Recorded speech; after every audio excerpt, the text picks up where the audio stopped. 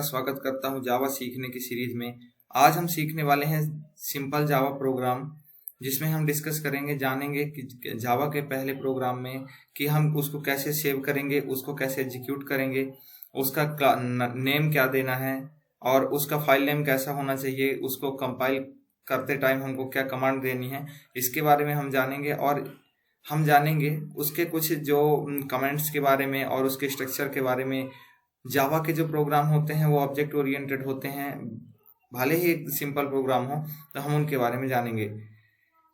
हम जावा की प्रोग्रामिंग कर सकते हैं, आईडीई पे भी कर सकते हैं और नोटपैड और सीएमडी का यूज करके भी कर सकते हैं। तो मैं यहाँ आपको बताऊंगा कि सिंपल टेक्स्ट एडिटर से हम कैसे जावा के प्रोग्राम को बना सकते हैं। तो स्टार्ट करते हैं, चलते हैं टेक्स्ट एडिटर पे। ये नॉर्मल टेक्स्ट एडिटर है। यहाँ पे एक फाइल खुली हुई है new1 के नाम से। इसको हम सेव करने से पहले इस पे ये मल्टीलाइन कमेंट लगाते हैं। मल्टीलाइन कमेंट का यूज आपको पता होगा, सेम सी और C++ के जैसे ही है। इसमें हम अगर कोई ऐसी इंफॉर्मेशन डिस्क्रिप्टिव देना चाहते हैं जो कंपाइलर रीड ना करे, लेकिन वो हमारे समझने के लिए है, तो उस चीज को हम यहाँ पे लिख सकते हैं।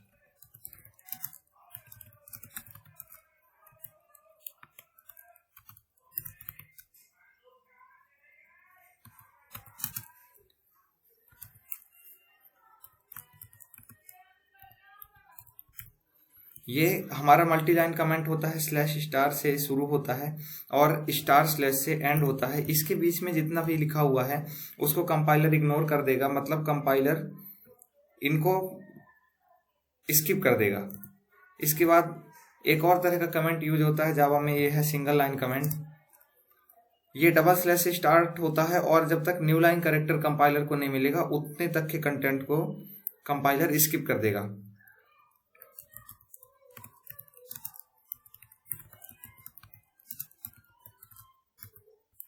अब हम इस फाइल को सेव कर लेते हैं। इसके पहले आप एक चीज देखिएगा,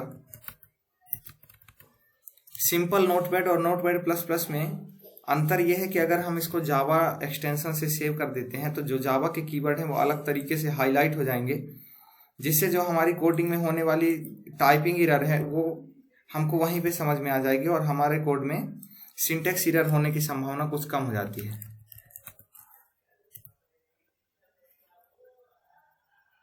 इसको मैंने गलत लोकेशन में सेव कर दिया, इसको मैं डेस्कटॉप पे सेव करता हूं।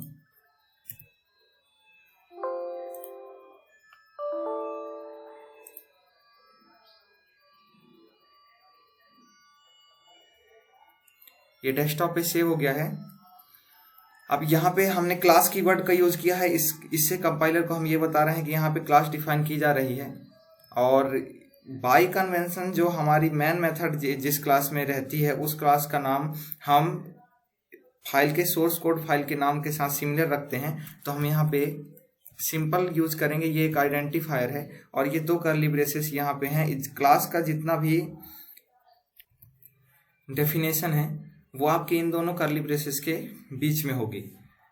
नोटपैड का यूज करने का फायदा यह है कि यहाँ पे हमको कुछ कैरेक्टर्स टाइप नहीं करने पड़ते हैं, नोटपैड अपने आप उनको वहां पे दे देता है, तो इससे हमको फायदा मिलता है और ये कुछ टाइपिंग में भी हमको इजी हो जाता है। फिर इसके बाद हम यहाँ पे अपनी मेन मेथड को लिखते हैं।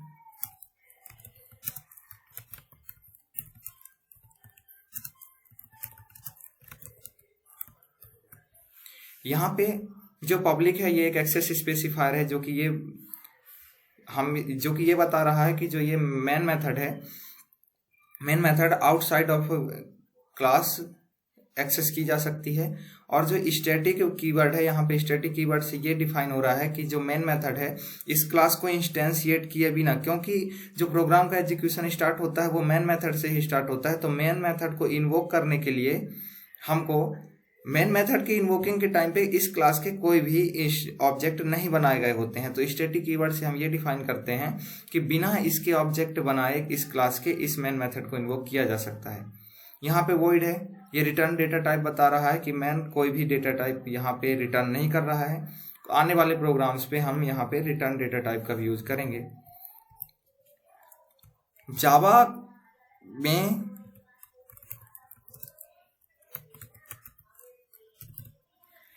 ये जो यहाँ पे पैरामीटर्स लिखे गए हैं, आर्ग्यूमेंट्स लिखे गए हैं, ये जावा में लिखना जरूरी है। ये कमांड लाइन आर्गुमेंट एक्सेप्ट करने के लिए होता है, जहाँ पे स्ट्रिंग जो है ये स्ट्रिंग कैरेक्टर्स की स्ट्रिंग होती है, और ये एक क्लास है जिसकी जो ऑब्जेक्ट होते हैं वो कैरेक्टर्स की स्ट्रिंग होते हैं, और ये ARGS एक आइडेंटिफायर है जो कि एक एरे है। एरे होता है एक collection of same type of objects. तो ये एक एरे है, इसको आपको मेन मेथड में लिखना ही पड़ेगा। यहाँ से हम कर्ली ब्रेसेस लगाते हैं, और जो मेन मेथड की डेफिनेशन है वो इन दोनों कर्ली ब्रेसेस के बीच में होगी। अब हम अपना सिस्टम में मैसेज स्क्रीन में प्रिंट कराने के लिए यहाँ पे लिखते हैं कोड।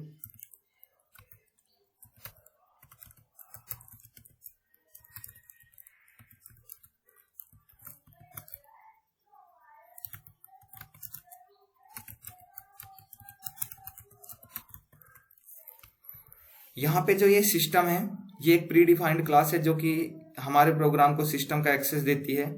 आउट जो है एक आउटपुट स्ट्रीम है जो कि कंसोल से जुड़ी हुई है, और जो println है ये एक मेथड है जो कि इनबिल्ट मेथड है जिससे हम अपना मैसेज प्रिंट करा पाते हैं। और यहाँ पे अगर हम प्रिंट बस यूज करें तो जो हमारा ये मैसेज प्रिंट होगा वो न्यू लाइन कलेक्टर से फॉलो नहीं होगा।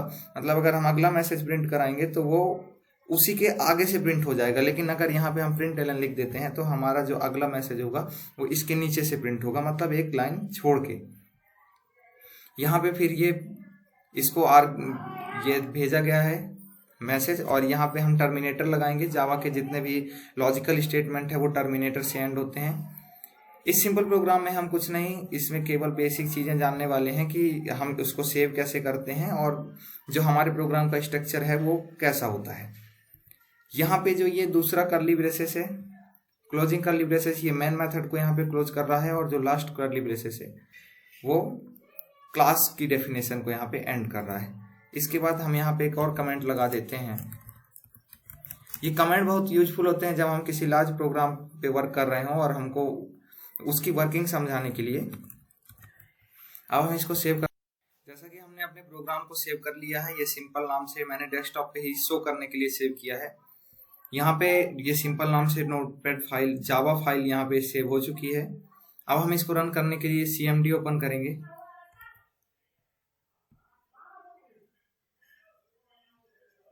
CMD ओपन होने के बाद हमको, चूंकि ये डेस्कटॉप डायरेक्टरी पे है तो हमको डेस्कटॉप डायरेक्टरी पे जाना पड़ेगा। तो हम चेंज डायरेक्टरी कमांड चलाते हैं और डेस्कटॉप पे आ चुके हैं। अब हम यहाँ पे, अब हमको जावा को कंपाइल करने के लिए जावा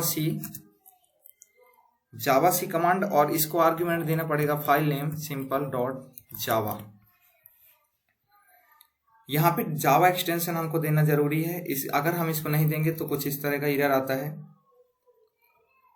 जावा की तरफ से इंफॉर्मेशन आएगी कि जो जावा फाइल है उसमें क्लास नेम सिंपल और not only accepted if notation processing is expressed, error आएगी। तो हमको यहाँ पे जावा लिखना जरूरी है। जावा लिखने के बाद ये प्रोग्राम कंपाइल हो जाएगा, इसमें कोई एरर नहीं है। अगर कोई एरर होते तो यहाँ पे हमको इन्फॉर्मेशन आती। अब इसके बाद आप यहाँ पे देख सकते हैं कि जो सिंपल फाइल थी उसी के नाम से जो हमारी क्लास का आइडेंटिफायर था उसी के नाम से एक क्लास यहाँ पे क्लास फाइल बन चुकी है। डॉट क्लास फाइल है ये। इस फाइल का बाइट कोड है जो कि जावा वर्चुअल मशीन द्वारा एग्जीक्यूट किया जाएगा। तो हमारा जो हमने यूज किया था, जो हमने प्रोग्राम का फाइल का नाम रखा था, वही हमने मेन मेथड कंटेन करने वाली क्लास का नाम रखा था। इसका रीजन ये है कि जो जावा वर्चुअल मशीन में हम यहाँ पे इसको रन करने के लिए जावा कमांड का यूज करेंगे, तो हम यहाँ पे उस क्लास को एग्जीक्यूट करने के लिए कमांड दे रहे होते हैं जिसका हमारा नाम आर्ग्यूमेंट में हम भेज रहे हैं। मतलब अगर हमने मेन मेथड को कंटेन करने वाली क्लास का नाम अदरवाइज कुछ और रख दिया होता, प्रोग्राम रख दिया होता, तो हमको यहाँ पे आर्ग्यूमेंट प्रोग्राम देना होता, भले ही हमारी सोर्स कोड फाइल का नाम सिंपल है। मतलब जो जावा है उसको सोर्स कोड को कंपाइलेशन यूनिट समझता है और अलग अलग क्लास के लिए अलग अलग तरह की डॉट क्लास फाइल बनाता है। और जब हम यहाँ से जावा कमांड से प्रोग्राम को रन करने के लिए कमांड दे रहे होते हैं, तो जो आर्ग्यूमेंट हम यहाँ से भेज रहे हैं उसी क्लास को मैच करेगा जावा और उसी को रन करेगा। तो यहाँ पे हम सिंपल आर्ग्यूमेंट के साथ में भेजते हैं। यहाँ पे डॉट क्लास एक्सटेंशन लिखना जरूरी नहीं है, जावा सिंपल लिखिए आप, रन हो जाएगा। जावा फर्स्ट प्रोग्राम, ये यहाँ पर हमारा मैसेज प्रिंट हो गया है। इसके बाद अगर हम इसी ऊपर वाली कमांड में डॉट क्लास का यूज करते हैं तो देखते हैं क्या होता है। यहाँ पे एरर, कोई मैन क्लास, मतलब हमको केवल यहाँ पे फाइल का नाम देना होता है, अपनी क्लास का नाम देना होता है जो मैन मेथड को कंटेन करती है, और हमारा जो प्रोग्राम है वो एग्जीक्यूट होना शुरू हो जाएगा। इस प्रकार से यहाँ पे हमने सेव करना सीखा, उसको रन करना सीखा, और फिर उसको एग्जीक्यूट करना सीखा। अगर इसमें कुछ एरर आए होते तो हमको अपनी सोर्स कोड फाइल में पहले करेक्शन करने होते और फिर उसको कंपाइल करना होता, फिर बाइट कोड फाइल बनती, और बाइट कोड फाइल बनने के बाद हमको फिर से उसको रन करना होता। तो ये चीज़ें हैं। इसके बाद ये क्लास फाइल है, इसको ओपन करके देखते हैं इसमें होता क्या है। आई थिंक बाइट कोड की इंफॉर्मेशन है तो अपने समझ में तो आने वाली नहीं है।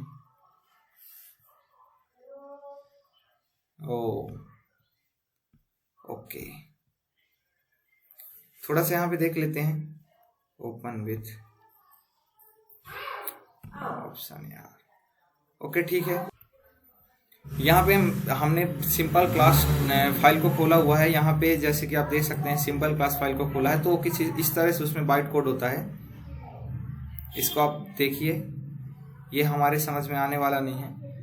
ये एक बाइट कोड है, ये highly optimise set of instruction है जो कि जावा वर्चुअल मशीन इसको अंडरस्टैंड कर सकता है और वो उसको एग्जीक्यूट कर सकता है। इन्हीं चीज़ों की वजह से जो हमारे जावा के प्रोग्राम है पोर्टेबल बन जाते हैं, क्योंकि हम केवल अलग अलग तरह के सीपीयू के लिए JVM को हम डिजाइन करते हैं और यही सोर्स कोड वो JVM समझ सकता है। तो इस प्रकार से ये बेसिक सेविंग, एग्जीक्यूटिंग और रनिंग वाला जो टॉपिक था ये हमारा खत्म होता है। इसके आगे हम एडवांस प्रोग्रामिंग जब करेंगे तो अब इस चीज़ों को डिस्कस नहीं किया जाएगा, वहाँ पे मैं सीधे इन चीज़ों को यूज करूँगा। तो ठीक है, आप जावा सीखते रहिए, तब तक के लिए बाय बाय।